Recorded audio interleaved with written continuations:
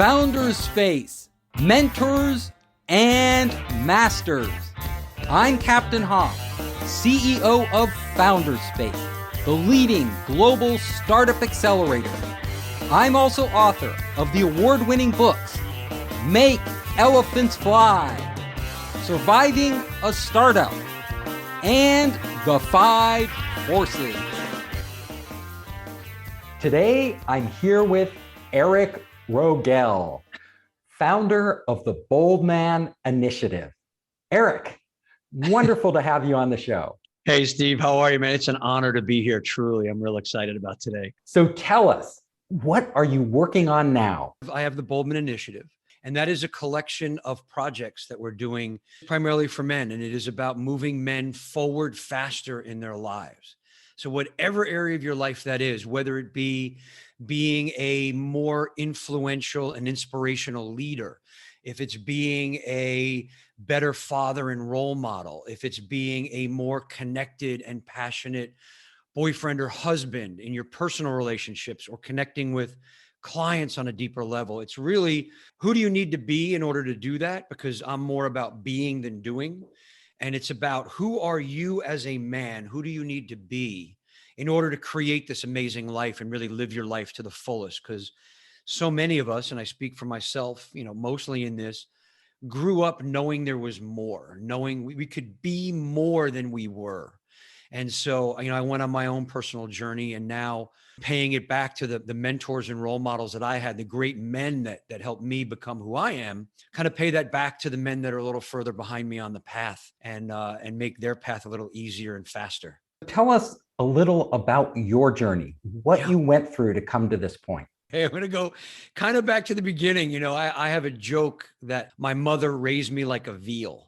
I had to be very soft and tender. I couldn't get bumped or bruised. I was kept inside, very quiet. And that's really how she raised me.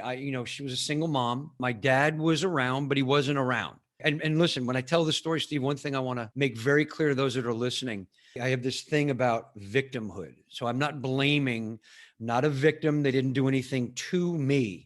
When you look at it from the perspective of, they were doing the best they could with the tools that they had at the time, they were doing what they believed was right. And then I look at it was what the value is that I took from that experience. There's no blame, there's no victim, it's all good. So I want to make sure that everyone's kind of keeping that mindset, that mind frame as I tell this. So mom, being a single mom, raised my brother and I to be afraid of everything, to be very anxious. Everything was going to kill us. Everything was going to hurt us. So we had to be very kind of soft and quiet. And growing up, I knew that wasn't right. There was something in here that spoke to me that said, no, part of the journey is getting hurt and bruised and bumped and bumping up against things and having to fight through challenges and learning how to really overcome these things in your life.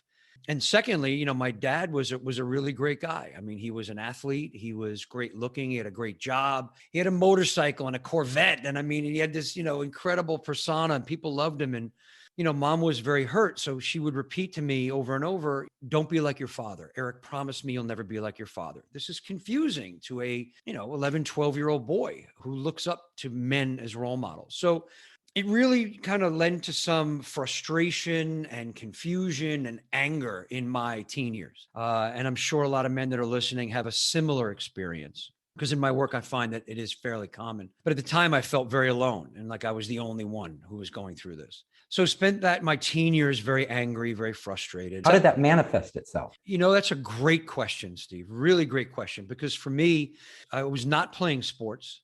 Mom was afraid of sports. I was a very, very skinny, small child.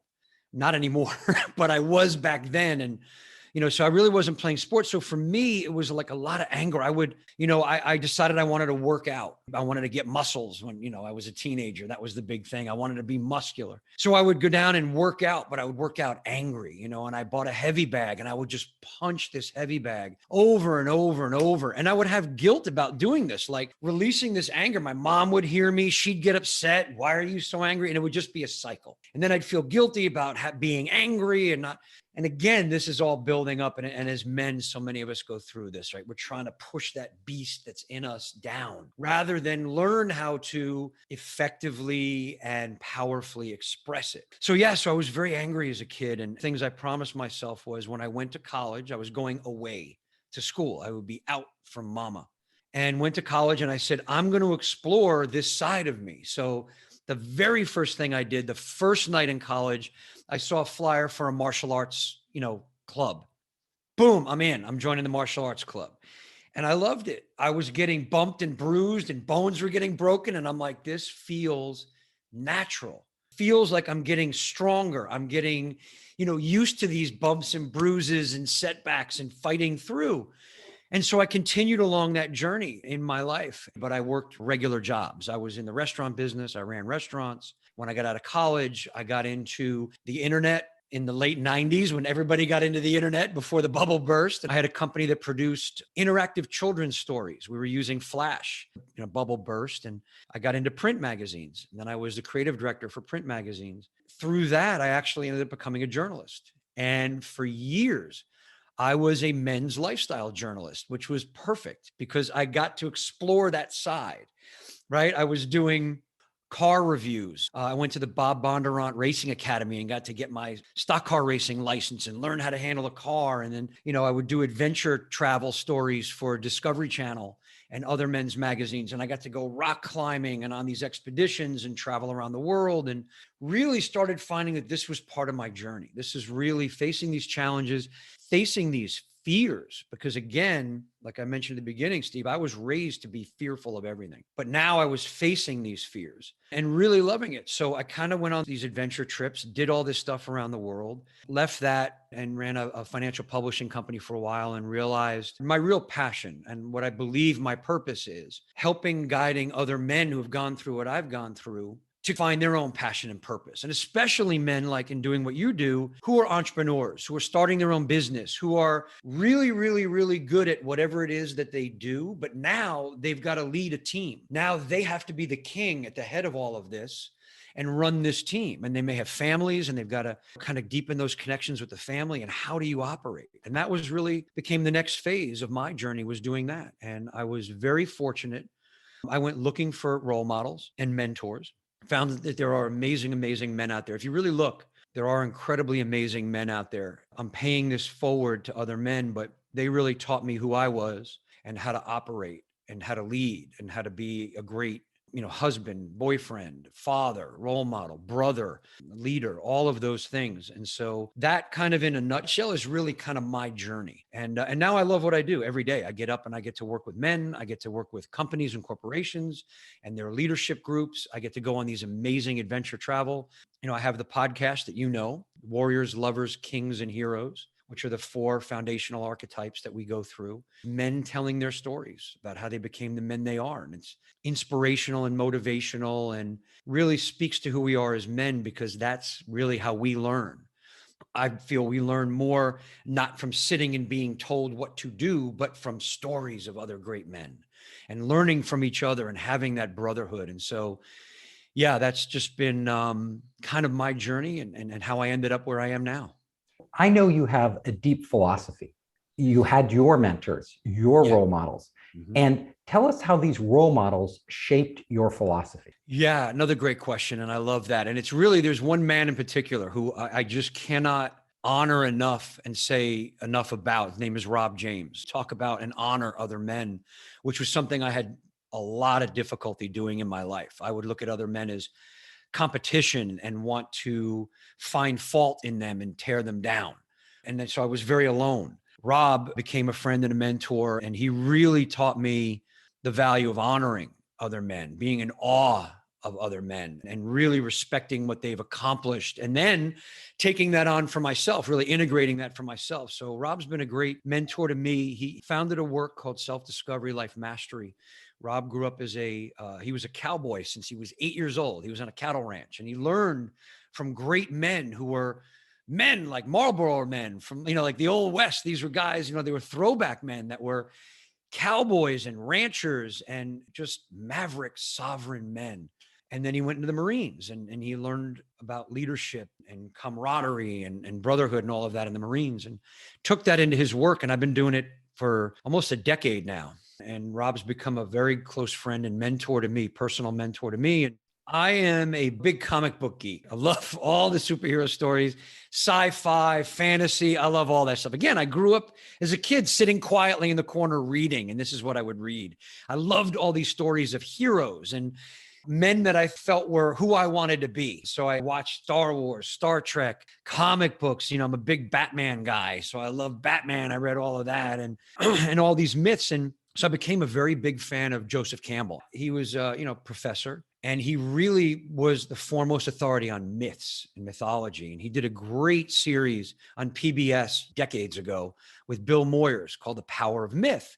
And he's really where we get the phrase, the hero's journey from. He's the one that mapped out what he called the monomyth. And it was the hero's journey. And it's a circular journey. There's the descent, and there's always the mystical guide, the sage. Then you become the king and the hero in return. There's the love part of it where, you find your purpose, or you might find your true love. And Joseph Campbell is the guy that George Lucas went to when he was writing Star Wars. He said, I want to write a space myth. And he took this classic story, and you see how successful Star Wars was, right? And myths and legends from ancient times, we're still telling these stories. The most popular movies right now are superhero movies. They're basically just modern myths. So I really looked at this and I said, this is what we call the software of our soul. It's what I call the software of our soul. It speaks to us. That journey, Campbell was so brilliantly discovered. And then men like, Jung in Jungian psychology talked about archetypes, and the anima and the animus, which is basically the masculine, feminine that we all have in us. Men have the feminine energy, women have the masculine energy, and we balance this. So in looking at this, and we're working with Rob and kind of putting some of this together, I looked at the 4 main archetypes that we embody as we go on our journey, and they are the warrior, the lover, the king, and the hero.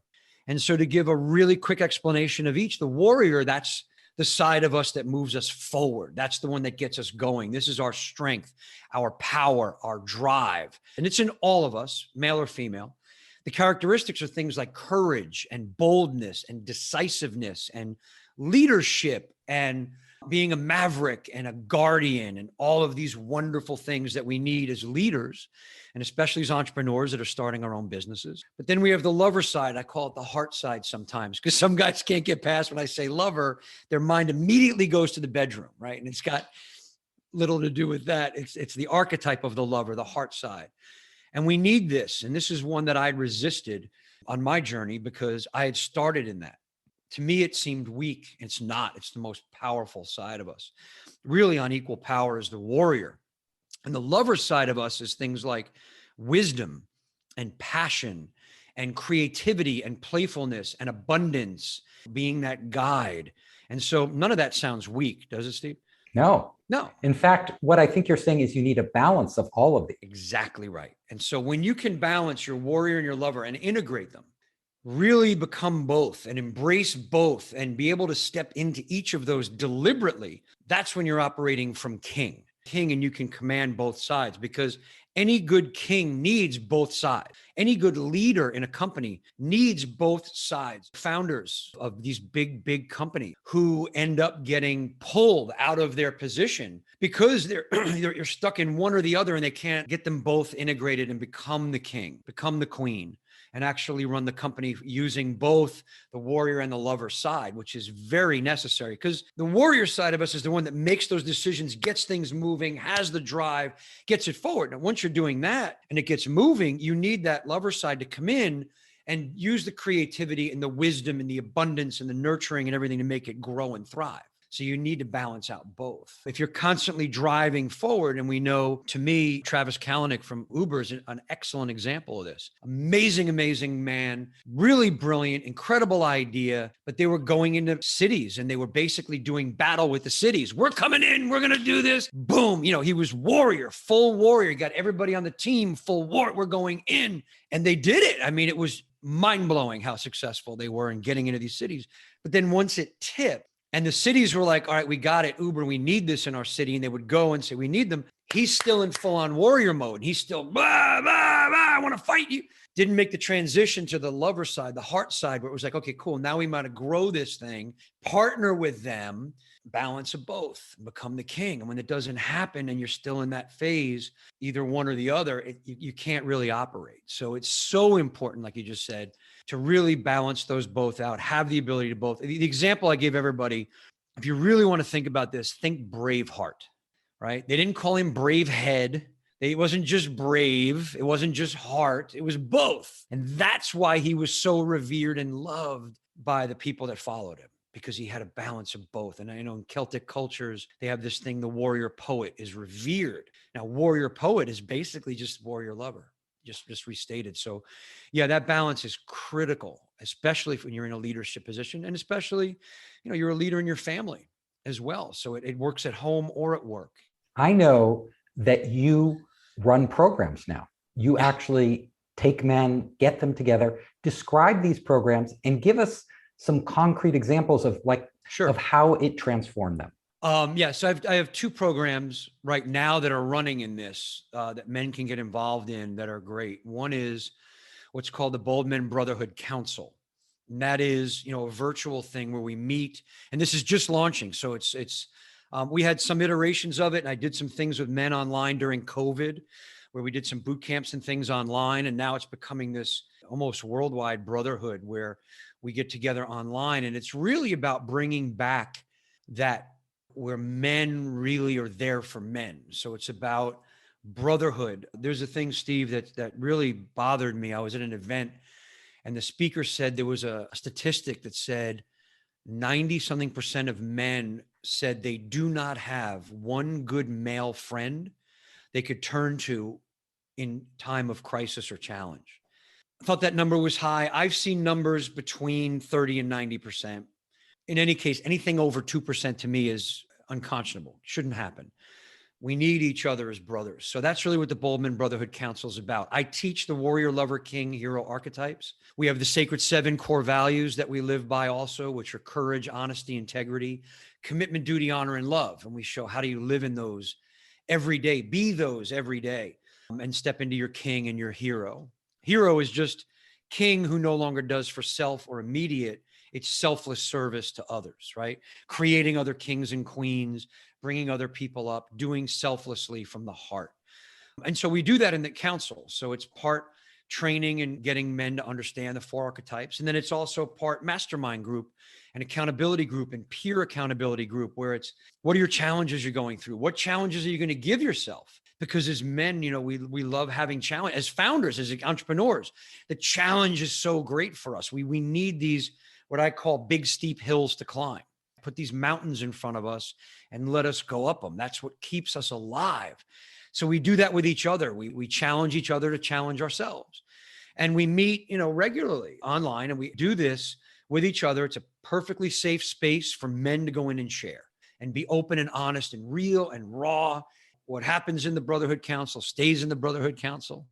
And so I've done those, and the transformation on those is truly amazing. I had one man who came in, and what I loved about it was he was a math tutor. So lived in his head. It was all about intelligence and how intelligent he was. And I'm sure a lot of your listeners can relate to this.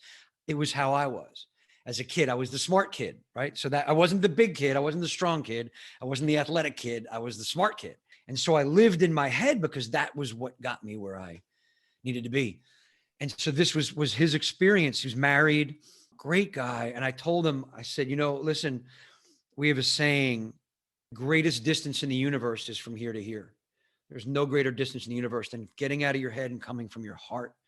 And so we worked over the 2.5 days of the boot camp, online boot camp. And after the first night, Steve, he had an amazing transformation and shift. He saw where he was talking to people from his head and he wasn't connecting. And he was just waiting to talk over them or, interrupt them and do his thing rather than listen, feel, and then come from here, especially with his wife. And he told a story about there was a situation in the house that night. I honestly think it was his wife found a mouse in the house and she was just freaking out about it. And he said, Eric, it was the next morning. We were talking about our wins, and the next morning, because we celebrate victories, right? That's the big thing that we need to do as men too, is celebrate victories. And he said, this huge win last night. My wife is running around the house freaking out. She's like in full on hysteria. She's screaming. She's jumping up on chairs and furniture. And he said, normally I would get enrolled in that and I would just start screaming with her, but like, yeah, we would all be all. He said, I just felt warrior. And then I felt lover and the compassion for her, but I had to take command of the situation. And I got her calm and I got the situation handled. We got the mouse outside and it was handled like that. And he said, I never would have been able to do that before. And then he was saying, I can't wait till the next one comes. Right now, he's looking forward to how he can use this. So yeah, it was one of those, there's dozens of those kinds of stories where men realize I now have the ability to take command in any situation, whether it's at work or at home. I know how to handle this now by balancing my warrior, my lover. And I have strategies that I go over with the guys in the group, how to actually structure things that you say, that you do, so that you're always coming from king. So that was really one on that. And then, listen, we were doing the adventure trips now. We just did one recently. We went to Glacier National Park. We stayed outside Glacier in Montana in a place called Roam Beyond. Awesome, awesome place. It's got these custom campers, these little small campers that are completely off the grid, 100% solar powered, but they have a bed and a shower and a toilet and a kitchen, and everybody gets their own. But we're all outside together. And I had men on that trip. One of them said to me, he goes, I can't believe this is real. Like I've wanted something like this my whole life, just to be with other men in a positive way, like not trying to out macho each other, not trying to outdo each other, not trying to helping each other and being there and being able to talk. And I'll tell you, some of the transformations were really amazing. I'll tell you two quick stories about it. One guy was in his 40s, very high level position, highly educated guy, an attorney. And every night we would build a fire every night together, and we'd sit around the fire and talk like men used to do in the old days. And these guys didn't want to talk till 1, 2 in the morning because we just had amazing, open, real conversation with each other and help move each other forward. But the one thing that he said was, I honestly have no idea how to build a fire. And he waited till like the second or third day, second day, I think, to say that, because he was embarrassed by it. Like, here we are, men, we're all there, we're building the fire. And he's like, anxious about saying it, because in certain areas you would say like, oh, I don't know how to do that as a man. The other guys are like, what are you, a pussy? You can't, it becomes that. We were like, all right, cool. So tomorrow night you build the fire. We'll help you. We'll give you some guidance and you build the fire. We took pictures and video and he sent them to his kids. But it was about not only just the fact that he accomplished that and built the fire, but his brothers were behind him and showed him how to do it in a positive way. So, that was one of the big things from that. The big takeaway was we were there for each other. We pushed each other on these challenges. We physically, we pushed each other, mentally, spiritually, emotionally, to really kind of tap in. And the other big thing, Steve, and this really kind of hit home for me, is we have a ceremony that we do on the last day of these trips. I call it the Circle of Honor, and we honor each man in turn. It's an amazing experience to hear a number of other men tell you everything that they honor and appreciate about you.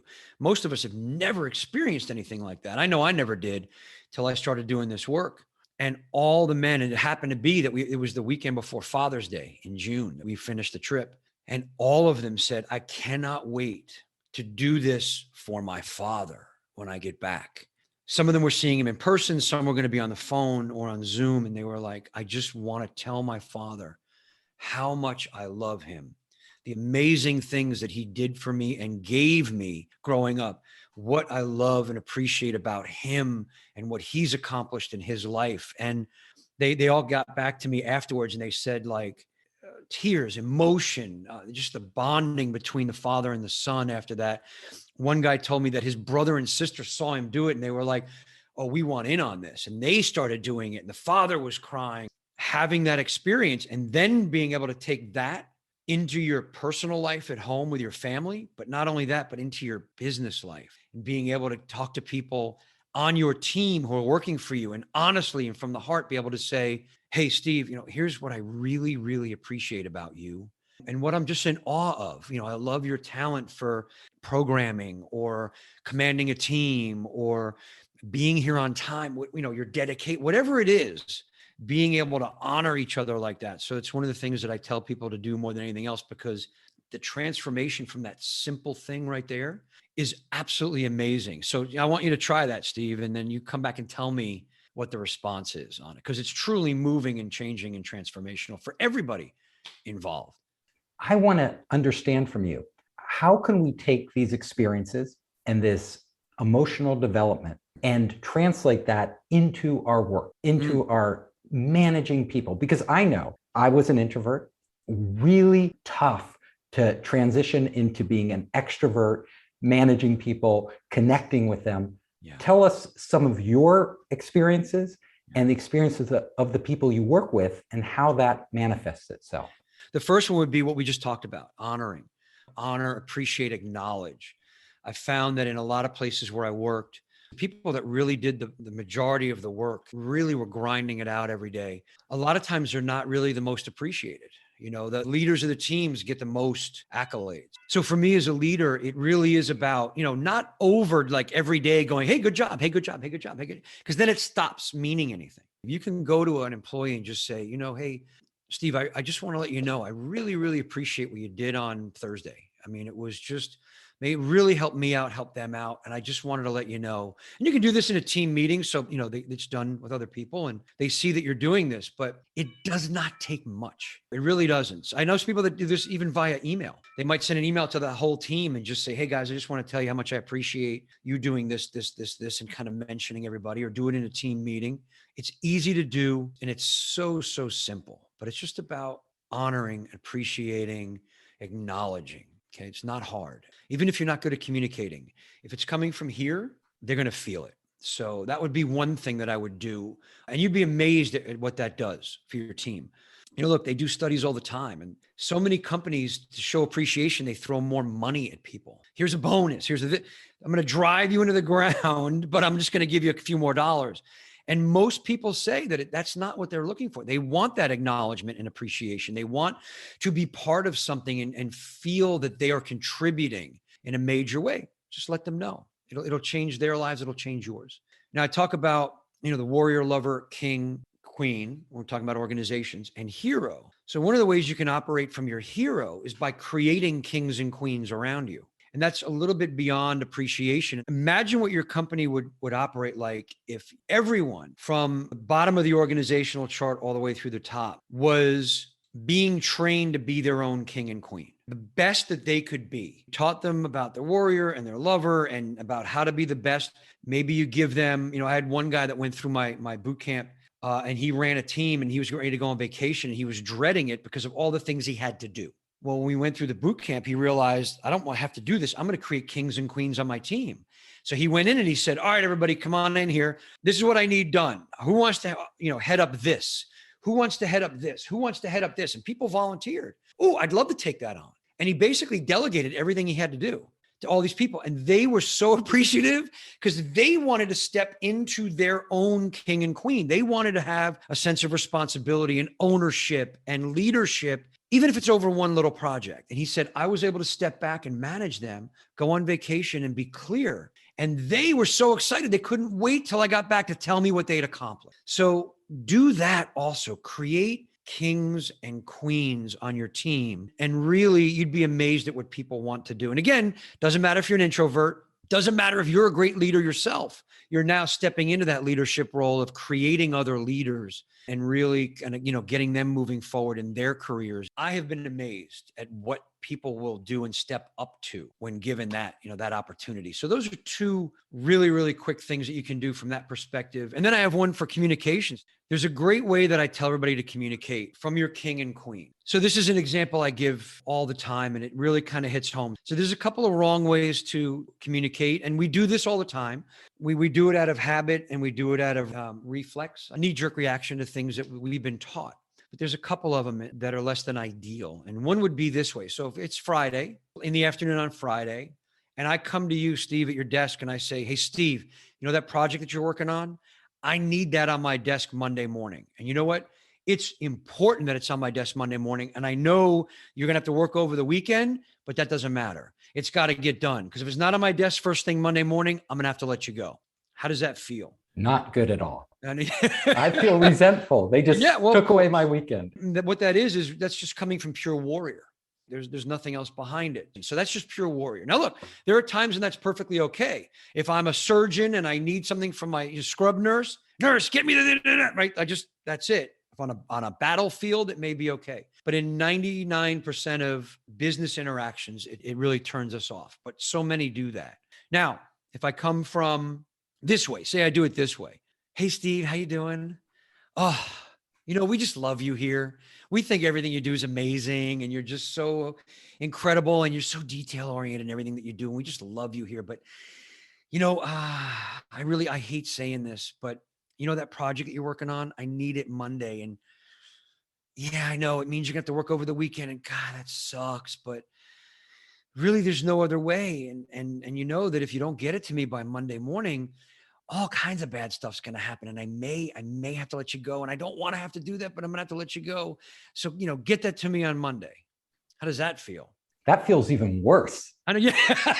Because it feels like they're not being genuine. Yeah. And you're right. It's fake. It's phony. I call it the Lumbergh effect. If you've seen Office Space, right? That character Lumbergh was so great. It's very fake. It's very phony. What I find is that your defenses go up immediately, right? Because you're like, oh, there's some BS headed my way. Like they're just blowing smoke and something's coming. What that really is that's coming from lover first and almost a weak lover because it feels manipulative rather than like wisdom, guidance, creativity, nurturing. It feels more manipulative, scheming, looking to get something up, passive aggressive even. That's the limiting side of the lover. But it's disingenuous. And then there's like a warrior at the end where it's like, and I'm going to have to fire you. The right way to do it is exactly the order that I give you, which is leading with your warrior, supporting with your lover. That's how you become king and queen. So the companies that I work with, the leaders that I work with, I always tell them, always remember you're coming from king and queen. So the way that I would do it this way and tell me how this feels is I might say, hey, Steve, how you doing? We've made a decision. And the decision is that project that you're working on right now. I need that on my desk Monday morning. Now, look, I understand that means you have to work over the weekend, but we looked at this thing a dozen different ways, and this is really the only way that it works. So here's what we're going to do. Since you're going to have to work over the weekend, I'm going to make sure that you have the cell number of everybody on your team. So if you need support or need anything, they're there for you as well. I'm going to give you my cell number. I'm going to be available all weekend. If you need my support or guidance in any way, I'm here for you too.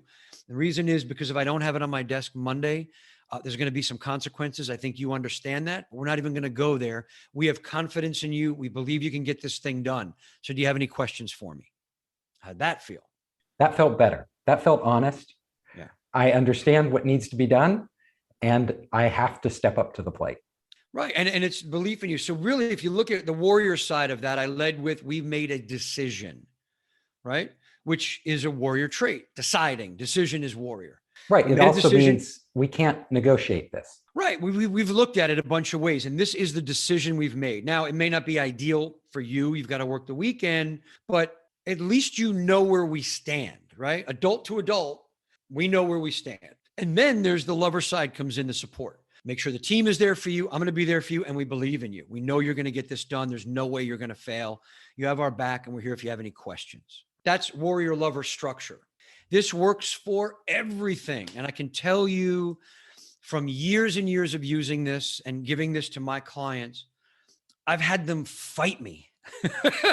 Fight me, Steve, and tell me, Eric, no.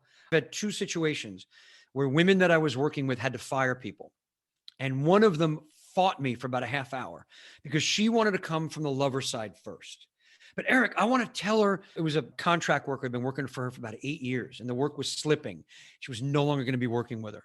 She said, no, but I want to tell her how much she means to me and that she's done such great stuff. And I want to tell her. And I said, don't do that, because just like in the example I gave you, it doesn't sound genuine. You're waiting for the other shoe to drop. Defenses go up immediately and you're waiting for it. I said, come from the warrior side first. Hey, Susie, I've made a decision. I'm not going to be able to work with you anymore. And here's why. Bing, bing, bing. Now, I want you to understand, I really appreciated the 8 years that you put in. You did some phenomenal work for me during that time. And I'm happy to give you a letter of recommendation or an introduction or provide your testimonial for the great work that you did do while you were here. I'm happy to do that. I wish you all the best of luck. Do you have any questions? Easiest way in the world. Decision. Here's why. and then the lover side and support on the back end. And she fought me and ended up doing it that way. She couldn't wait to call me. She goes, Eric, it was the easiest firing I ever had to do. As soon as I said I made a decision and told her why, she interrupted me and said, you know what? You're right. If I really look at it, my work has been terrible lately, and I haven't been. And she understood. And another client of mine runs a big law firm, and they had to let a lawyer go, and that can always be tricky, right?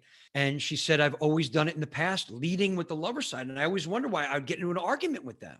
So she flipped it and came from the word. I've made a decision. Here's the decision. Here's why. Here's what we're going to do. Here's how we're supporting you. And she goes, and they just kind of go, okay. It ends on a much easier level. I had the exact same experience. I had to lay off people, and you pick the people to lay off first who aren't performing. Right. And I didn't know how to do it. So it was very tough at the beginning. But then I came up with the idea that I just needed to be direct with them at first, direct, and give no wiggle room. This is what we decided. It's not working out. Not you, we've already given them warnings, and they didn't perform at the level we needed them to perform. So they're going to be laid off. And then after that, I turned on my heart and said, look, I know you're a nice person.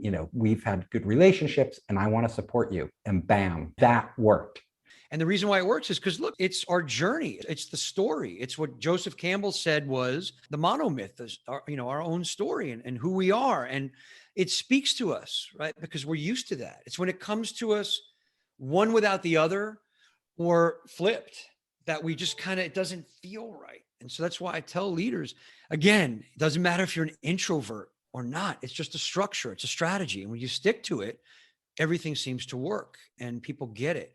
And I tell the companies that I work with, this isn't just a how to give instructions or, a directive. It's not just boss worker. This is also, when I was running teams, I had 20 people who, when I first came to the company, wanted to kill each other. They were trying to tear each other down. It was like Hunger Games in there, right? Survival of the fittest. And we kind of turned it into this. And I said, this is how I want you talking to each other from now on. Right? I want you to lead with this, direct, right? This is the decisions that are made. Here's what I need you to do. Here's your responsibilities. Here's what I'm going to do to support you on that. And boom. And that's how they talk to each other now. And they're very aware now of how they structure things and how they say them. And again, Steve, this works at home. I have had clients of mine that have families, even little kids. And they're like, I talk to my 5-year-old like this now. And it's amazing. She listens. I go, yeah, because it's part of who we are. Little kids. As soon as you come to them and you go, well, Susie, mommy loves you and thinks you're amazing, but you were a bad girl and I don't want you to feel bad, but you're a bad girl and now you're grounded, right? It's like backwards. And the kid's like, man, they get all crazy.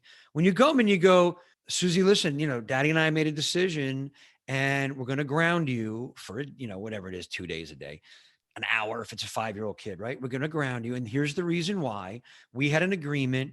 You knew that if you left your toys around the stairway, that somebody could get hurt and you were going to put them away immediately. You didn't do that. So here's why it's happening. Now, this doesn't mean we don't love you. We love you very much and you're a great kid, but blah, blah, blah, blah. See what I mean?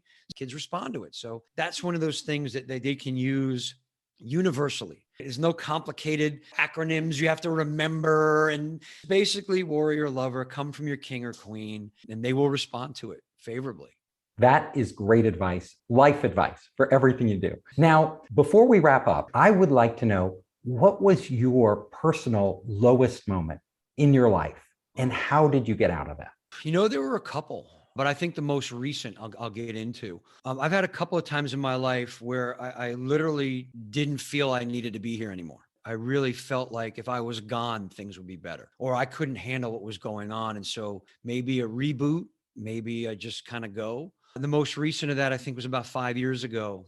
I had really started working in the work that I do now, the inner work, the meditation work, the growth.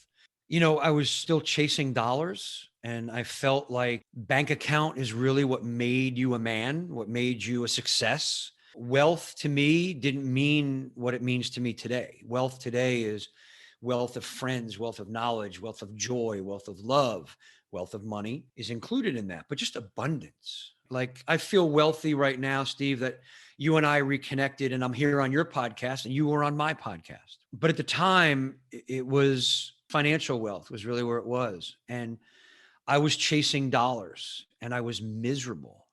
and I wasn't living my purpose, what I felt was my purpose. And my bank account was dwindling. It wasn't where I wanted it to be. I wasn't in a great relationship. I really honestly got very real and raw with myself. My first impression was, well, I don't like people very much. I don't like being around people. I don't like people. That was just not looking at it for what it really was. And what it really was I don't like myself. I really, really don't like who I am, who I've become. I don't like what I'm doing. I don't like who I'm being. And that was brutal to really feel that. And, here I was being the nice guy on the outside, like friendly, nice guy. Hey, I want you all to like me. I want you all to like me, but I didn't like myself. Not being honest, no courage. I was at a low point and I felt like, it would be better if I just left. Fortunately, I had a very strong community of friends around me who were all very also dedicated to their own growth. And they were not going to let this happen to me. And they stepped in, really took a look at what it was that I was doing. What does wealth really look like? And came out of it. And that's really what brought me out of it, Steve, was a complete new look at who I am as a person. What value do I bring? What value can I get from others? And how do we really make this world a much, much better place? And there's in the work that I do, there's 4 questions that we ask. And I really asked myself these 4 questions and got into them. And the first is, what kind of person do I really want to be? And the second is, what kind of people do I want around me? Who do I want in my closest network? What do they want to be? And I found that it's much easier to answer question number 2. I want people that are strong and inspirational. And what you come to realize is what you're naming in number 2 is really who you need to be number 1. The third question is, what kind of world do I want to live in? I want to live in a world that, where leaders lead for the greater good, where we live in harmony with nature, where everybody's got plenty of food to eat, all these kind of things. What kind of world do I want to live in? And the fourth question is, well, what am I doing and who am I being to make that happen? So really looking at those 4 questions is what got me out of that. And the realization that everything in my life has led me to this point. There hasn't been a challenge that I haven't overcome, because here I am. As hard as all that felt, and as much as I thought certain things were going to kill me or take me down or ruin my life or destroy me, here I am. I made it through all of them, which means I can make it through any of them. And so who I need to be and who I can be and who I am being is going to answer question number 4 and what I'm going to do and leave that legacy. And I realized I'm not done here yet. I need to get on purpose. I need to move forward, and I need to really help other people move forward. And that's what pulled me out of it and got me where I am now. And anytime I get into that, Steve, because those thoughts still bubble up, that voice in the back of the head that says, yeah, you're garbage and you're not doing anything and stuff sucks and life is, it's just fake. It's false. It's fear. It's all these things coming in, and it's being aware of that now and moving forward. So yeah, that would be the biggest one for me. Well, that's a really moving story. And I can see how where you are now came out of that. 100%. We are a product of all these things. And so my biggest advice that I would give and say, if you're going through some stuff right now and it looks horrible, business is imploding, relationships are imploding, whatever it is, embrace it, love it, know that it's going to move you forward and make you stronger. It really sucks right now. And we all go through, I don't care where you are on the elevation level, where you are on your path, this stuff comes up and it sucks. When you get past it, you got to go through tonight to get to tomorrow. When you get to tomorrow, you're going to look back and go, wow, man, I really love that happened, because now I am this much stronger for it. And that's kind of how I look at it. Thank you so much for sharing your world with us. I think a lot of people can benefit from this. And I would like you now to tell our audience how they can get a hold of you, how they can find you. Yeah, thank you. And I appreciate that. And again, Steve, really, it is an honor, truly, to be able to come on and talk about it. And hopefully the people that are listening get some value out of even one little thing. How do they find me? A couple of ways. Great way is to go to BOLDMENadventures.com, BOLDMEN adventures.com. You can hear about the stuff that we're doing, what's coming up. And there's a link there where you can get on my mailing list and you'll hear from me, and you can get great stuff. The other thing I tell people to do, and this is how I know who's bold and who has courage and who's made decisions and is ready to go, is find me on LinkedIn. I'm the only Eric Rogell on LinkedIn, and find me and connect with me and talk to me. I'm here. I want to hear your story. So definitely connect with me on LinkedIn is a great way to go. I post some really fun stuff on LinkedIn a lot. and then, listen to the podcast. I have an upcoming episode with this guy, Steve Hoffman, Captain Hoff. He's got a great story, and he's going to be one of my upcoming episodes. So look for Warriors, Lovers, Kings, and Heroes. I'm on every platform, and then they can hear your episode too. I hope you enjoyed the show. If you liked it, hit the subscribe button and share it with your friends.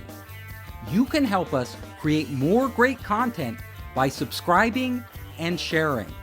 Also, if you want to access our online startup program, our investor network, and our entrepreneur resources, just come to founderspace.com.